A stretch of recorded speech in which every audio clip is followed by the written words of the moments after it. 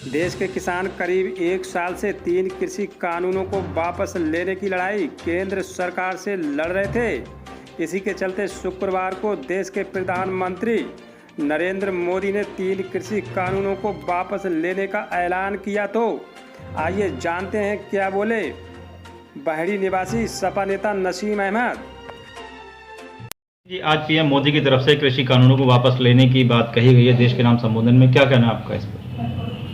देखिए, देश के प्रधानमंत्री ने करीब एक साल बाद जो किसान पिछले एक साल से लगातार धरने पे, उत्तर प्रदेश के बॉर्डर पे, हरियाणा के बॉर्डर पे और पंजाब से चल के आगे राजस्थान के जरिए वहाँ पे धरना प्रदर्शन किया और उस धरने का इतनी लंबी अवधि गुजरने के बाद उसमें करीब 700 किसानों की शहादत भी हो गई। तो ये कानून जो आज वापस ले रहे हैं, ये कानून तो इन्हें पहले ही वापस ले लेना चाहिए था, लेकिन मोदी जी जो प्रधानमंत्री हमारे देश के, ये इतने झूठ बोलते हैं कि जब तक पार्लियामेंट से इसको पास ना कर दिया जाए और साथ साथ जो किसानों के और भी मुद्दे हैं, सबसे बड़ा मुद्दा है कि एमएसपी। आज एमएसपी किसानों को कहीं मंडी में चले जाइए आप, नहीं मिल पा रही है। जो देश के धन्ना सेठ हैं, जो बीच के व्यापारी हैं, वो कहीं ना कहीं उनकी साठगांठ अधिकारियों से है। सरकार के लगाम उन पर नहीं कस पा रही, वो बेलगाम हो चुके हैं। इसकी तरीके से पूरी सरकार जिम्मेदार है। तो एमएसपी हमें मिलना चाहिए, इसकी गारंटी, और पार्लियामेंट से पास होना चाहिए।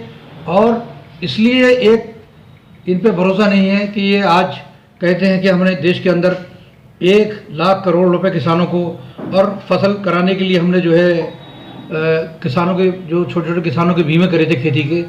ये बातें ज़मीनी धरतल पे कहीं भी दिख नहीं रही हैं।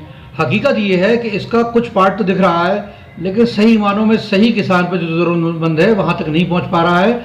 अपने क्षेत्र की बात ले लो कि पिछले दिनों जो किसानों की फसल नष्ट हुई बाढ़ में, और सरकार ने मुआवजे के नाम पे मात्र जो 2 एकड़ का 13,000 रुपये रखा है, वो बहुत कम है।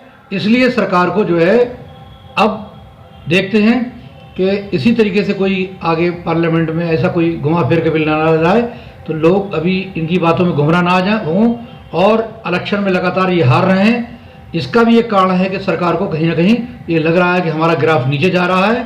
तो इलेक्शन से हार देखते हुए अपनी इलेक्शन में इन्हें ये मजबूरी पे ये निर्णय लेना पड़ा है।